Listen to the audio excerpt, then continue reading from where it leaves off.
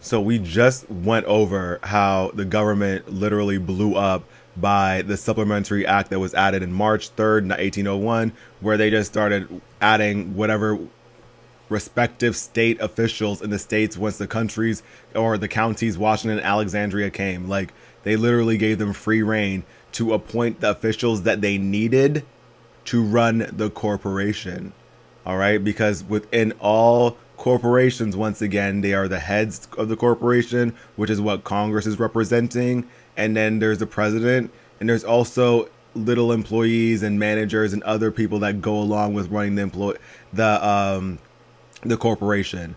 All right, so with the start of Maryland and Virginia, that's how they really put their power in motion, and that's how they started really putting everything into motion and creating the reliability on the rest of or creating a dependency for the rest of the states to come and depend on the district. All right, so now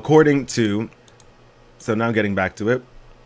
According to the United States Supreme Court, those charter acts, first acts, were the official incorporation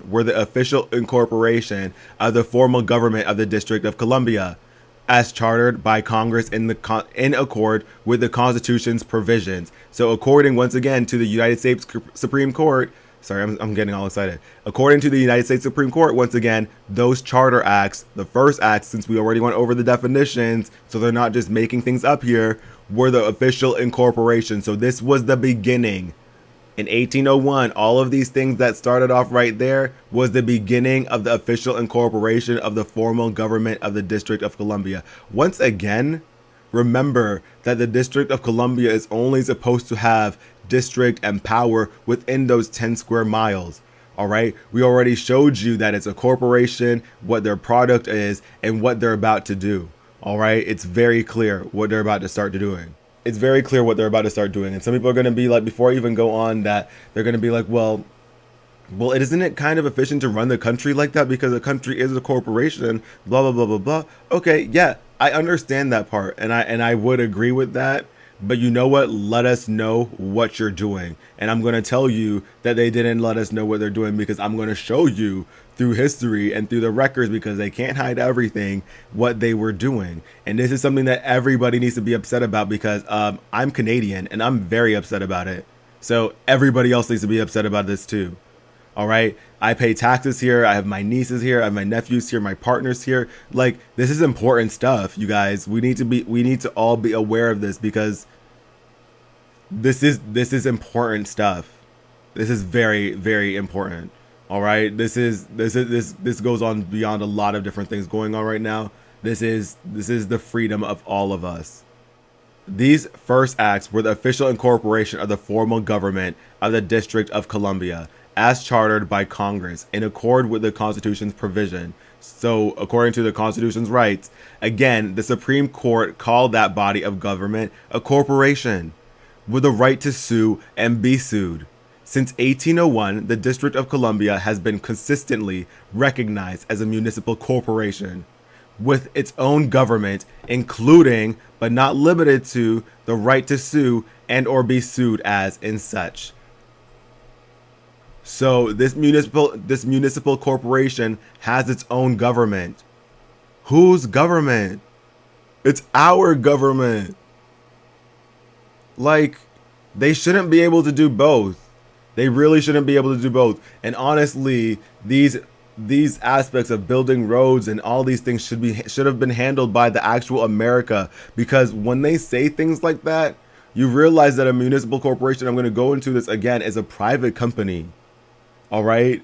Only public companies have to show their balance sheet. So are we even getting shown the right thing? Are we even being shown the right information? Hello, somebody. Please answer me that. Please answer me that. We've been going over a lot so far. And once again, if you guys need to pause this, if you guys need to make sure my microphone's working. Test. All right, so if you guys need to pause this, if you guys need to rewind, if you guys need to just digest, slow down, because I know this is a lot to process, do so. All right, it's a video. Once again, come back to it. Make sure you come back to it. Make sure you come back to it. That's the most important part. Make sure that you guys come back to this. Make sure that you guys do the research. Make sure you guys are paying attention, because we have to. The District of Columbia has been consistently recognized as a municipal corporation with its own government, including but not limited to the right to sue and or be sued as such. All right, we know that the government that's part of that is our government, is the American government. All right, this is why they put the United States of America in capital letters. All right, before it used to be United States of America in regular capitals, like where United was capital. Like, you get what I mean. But I don't need to go into that. So that sets the basics for the first rule of our standard for review. All right, know the parties. Now we know them. Thus, what we have here presented is sufficient to show the basics of who the parties are as they related to resolving the answer to the question above. We admonish everyone to prove the facts for themselves by their own supportive research. Okay? Oh, whatever. But that deserved it. For real. Do your own research. Find out what is going on, because this isn't okay. It's not right, and it's a shame. Sorry. The second rule from our standard for review is, then you must understand the environmental nature of the relationship. And we're about to understand that, okay? So with that in mind, let's consider the events of the time. The Civil War had recently ended, and the country was still under Lincoln's Conscription Act, all right, which is martial law of the time. Congress had at least three problems they could see no way to directly cure by following the laws of the land. All right, they were out of funds. They had promised 40 acres of land to each slave that left they had promised 40 acres of land to each slave that left the South to fight up for the North, and they had to reintegrate the South back into the Union. All right, pay attention to that part. They had to reintegrate the South back into the Union, because what had happened was when the North had won, like pretty much all the slaves went to the North, and the South had nobody. All right, so everybody pretty much left the South. All right, and also the South was bitter, and so all the congressmen at the time left pretty much the Congress, and so they had a lot of seats to fill. Okay, so that's what happened with that. Which they could not do without controlling the appointment of the Southern state congressional members. So there were no other problems. There were other problems, but these stand out from the other. But these three stand out from the rest. All right, just so you know, they could not do this without controlling the appointment. So imagine if Trump could control the appointment. All right, so they had to control the appointment of Southern states. Remember what I said, that everybody was leaving the South, and the people that were part of Congress at the time didn't want to be part of it. So you know what they did? They forced people to join, and some of them they forced at gunpoint to come in and sign the laws and the regulations and the rules, whatever they told them to do at gunpoint. All right, once again, you really need to think about what is happening here. And when you think about, everybody's heard these different quotes by some of these Rothschilds talking about how it doesn't matter what side of the war they're on, they're going to get paid either way. I'm paraphrasing, but we also know that regardless, banks make money when there's a war. All right, because banks make loans. And I'm going to go into the whole financial aspect and how money works, which is actually really interesting, to be honest. And sometimes when you look at these things, you're like, well, if I thought about it, I would do it too. But like, this is where ethics and such come in. And I'm getting a little bit ahead of myself, but like, this is what we're going to talk about a little bit later. It's really cool to learn about, and I think everybody will enjoy that part, because I definitely love learning about money and numbers and stuff like that. And everybody really should. It should be everybody's job. Anyway, so with that in mind, they had to do all these things, and they needed to control the appointment of the South, what they did at gunpoint for the most part. And of course, for the purposes of this review, that is enough information about the environment of the relevant relationships. However, the more you study the historical events of this time, the more obvious the relationships will be, and the more proof you will have to amass the proof that of what actually happened.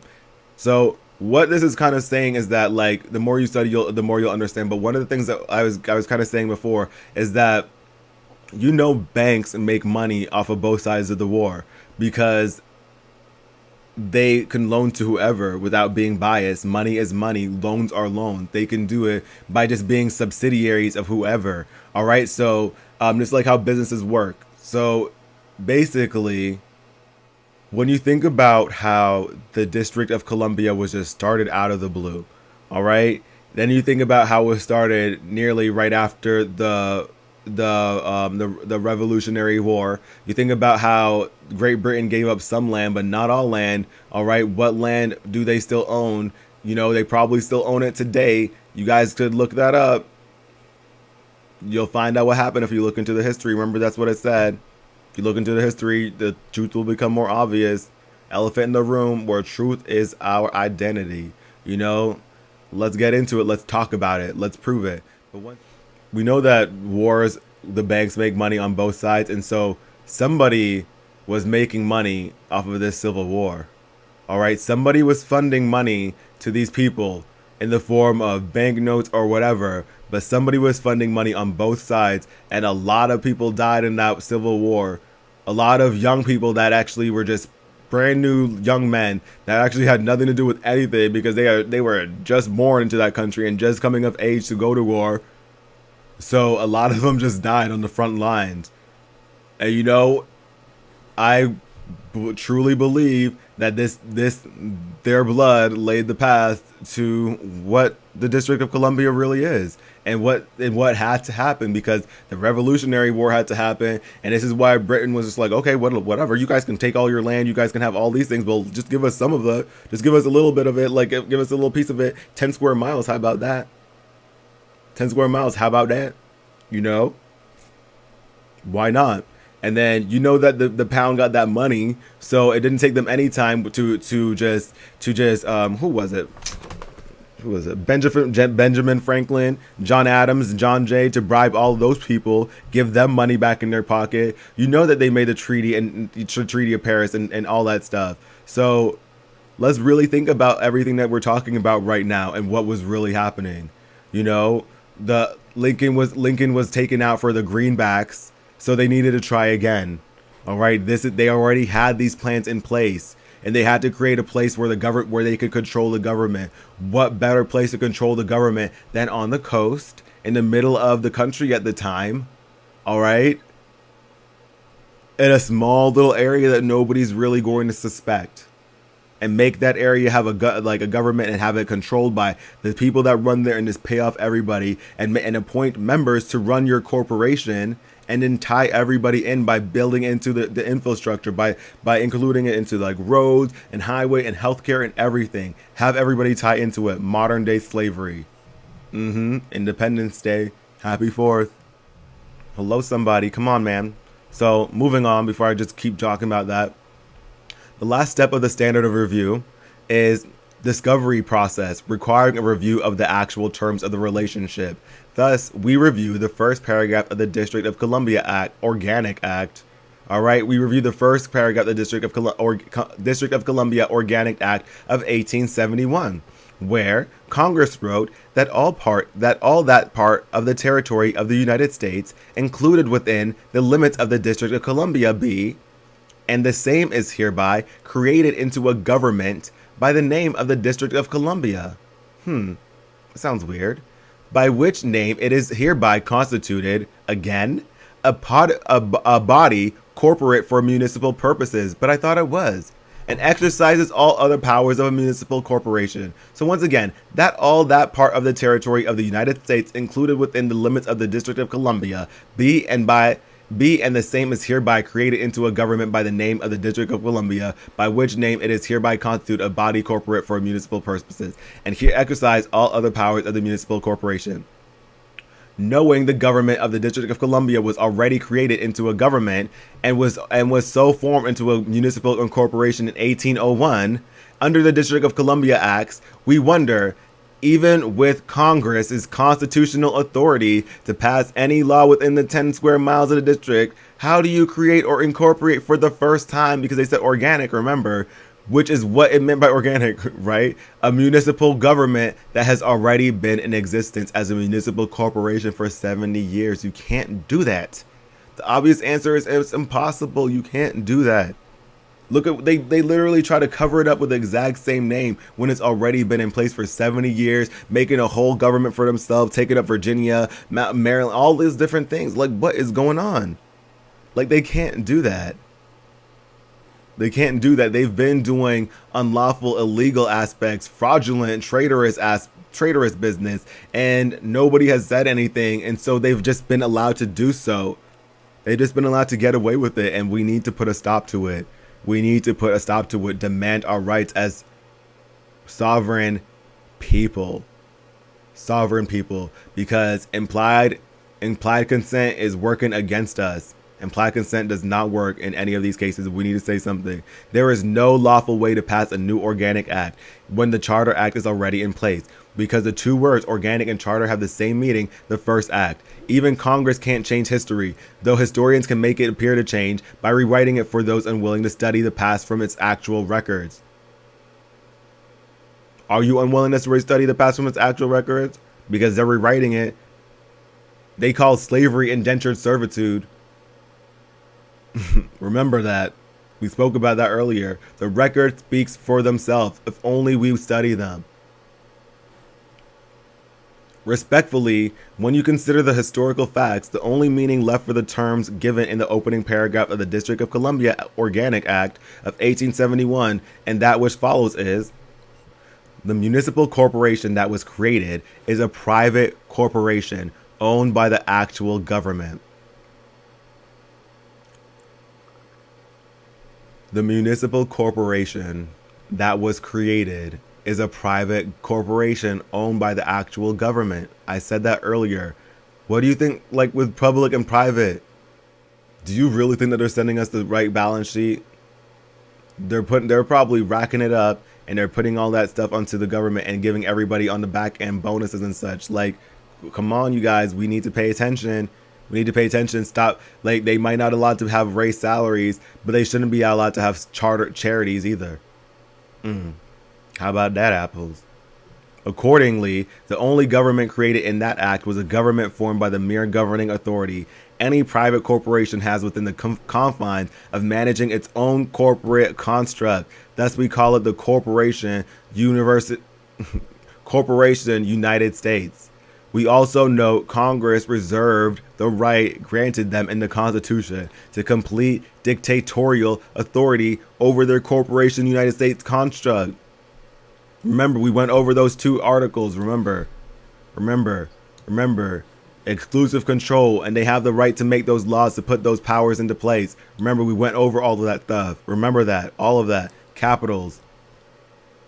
So, constitute, thus we call the Corporation of the United States, granted them in the Constitution to complete dictatorial authority over their corporation construct without regard for its internal operations or officers. It doesn't matter what they say. It doesn't matter what you say. You smell what the Rock is cooking? Because they cooking a whole lot of stuff and they ain't telling nobody about it. And they just slapping everybody around and nobody's telling them no. Thus, as a matter of law, Congress can use the Corporation of the United States within a 10 square mile of the District of Columbia as they see fit. We already went over that. Come on, you guys. However, outside of that specifically defined venue, the only way they can exercise their respective authority is by agreement with other agreeable parties. And we've gone over that because those other agreeable parties are when you don't say no. So it's us, all of us. Implied consent is working against us. It's never worked for us, but it's definitely not working for us now. There is no neutrality that you can hold. None. Because if you hold neutrality, that just means yes for them. So you better pick up those books, turn off the TV, and you better learn about it. All right? And I'm talking to you. You know who you are. Don't play with me. To that end, they formed their social security system, and I told you, social security system. Let's look at some of them real fast because I don't want to take this too long, but social security participation. Look at these things. We don't have to participate in any of these things, and I'm not going to read over these things, and I invite you guys to just pause this stuff and just read over this on your own.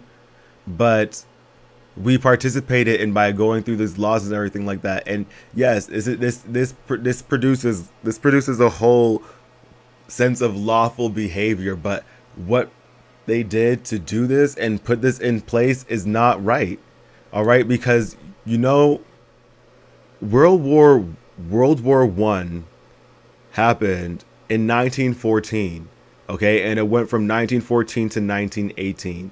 So once again, whenever there is a war, the banks make money.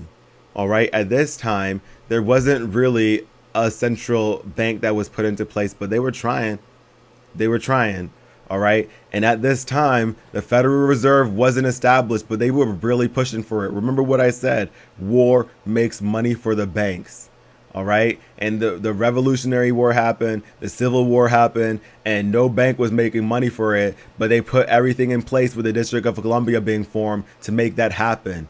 All right. Once again, the District of Columbia was allowed to make all these buildings and all these agreements, but also they needed money to do so. How did they do this?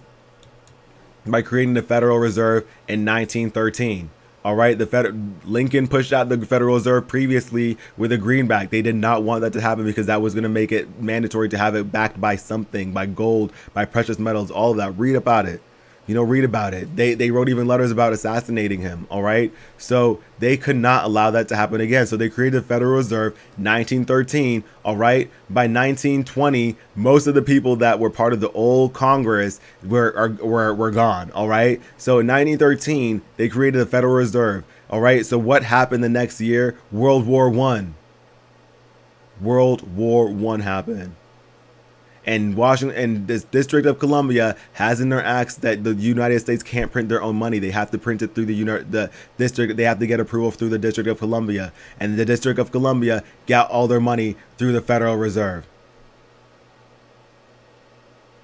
All right, the Federal Reserve is privately owned. All right, the Federal Reserve is found as in the private pages. When you look at it in the yellow pages, it's privately owned. It's a private bank, and who owns that? Who owns the Federal Reserve Bank, and who owns the land that our government is on? Who really runs our government? Who runs it? Like, you guys need to, we all need to get it together, because I'm going to cut this short because I need to give this all to you guys and wrap it up. Because I need to, and then I'll get it together with how our money is really found. But we really need to get it together, because there is so much money being founded and being developed, and it needs to go back to our country and being put back to actually making America great. And you know what? We need to hold people accountable, because ever since 1870s, there have been other people that have been elected to these offices that have not done anything. So now, knowing how the District of Columbia was founded, knowing that they went in there to drain the swamp, not pointing fingers, not saying anything, but there's evil in everything right now, especially within the government, and all of you guys need to be held accountable. We need to really do something about it, and the people need to stand up, because this is not what being in America was about. It's really, really sad when you think about it. Everyone, we all came here. The forefathers came here to have us put in a republic. Is that what you see now? Is that what you feel like is happening? Do you feel like your rights are being honored? Do you feel like a privileged person? Do you really deep down inside feel like this is okay? You might be a successful individual, but do you think that if you have any sort of fear that any of this can just disappear and be taken away from you, it's because it can. And it's not because of things like reparations, because you know what, the government can easily pay for things like that right now. They can easily pay for that without you. They don't need our taxes right now. They have to, because that's like half the revenue, because they're so bankrupt, but it's gone to this point for a reason. All right. Not even, it didn't even take, it was less than 15 years. No, it was just over 15 years, because 1933, the government had to file bankruptcy. All right. We got a central banking system, and they took out so much loans with the World War and everything else that we had to file bankruptcy in 1933. And who had to eat that? The people did. The people did. Because you know what? One of the things that it said, I'm going to pull this up right now. What does it say? Where it say it at? And I'm so happy I pulled this up, but I want to be perfectly clear that all of these things are not illegal. None of these things that they did are illegal because of implied consent. It's gone on for so long that it's allowed to happen now. It's legal. All right, but it doesn't have. It's unlawful, but it's legal. But it does not have to continue. All right, now that we are aware of it, now that we know what they're doing, now that we need to make changes, we need to amend the law. We need to follow the law by amending it and understand this. Like, I follow the law with everything too. I follow the law with everything, like every sort of thing, but we need to protect ourselves. We need to protect our rights. We need to be honorable people and honor ourselves and honor each other. You know, we are sovereign people. But once again, what does it say? All right. So right over here, it says that basically it says that until the expiration, the aggregate amount of which shall not increase a vote of 2/3 of the member.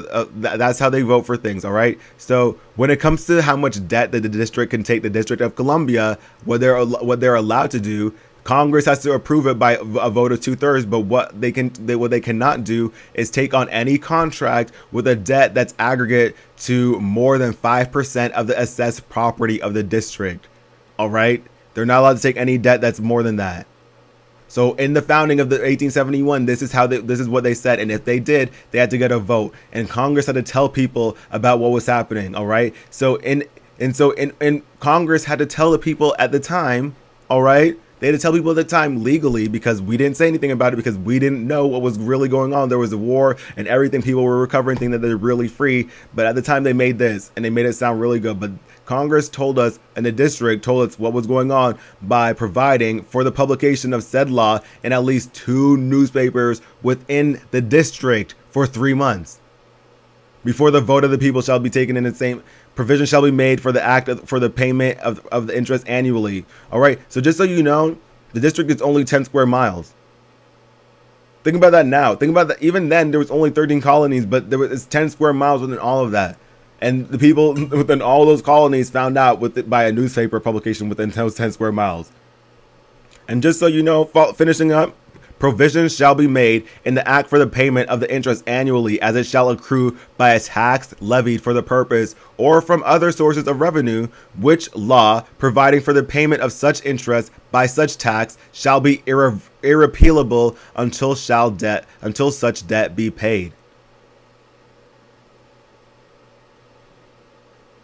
Provided that the law levying the tax shall be submitted to the people with a law authoring the debt to be contracted. How? Like by submitting a newspaper article for at least 3 months within 10 square miles. That's how they let us know. Like, what? No, I'm not about that.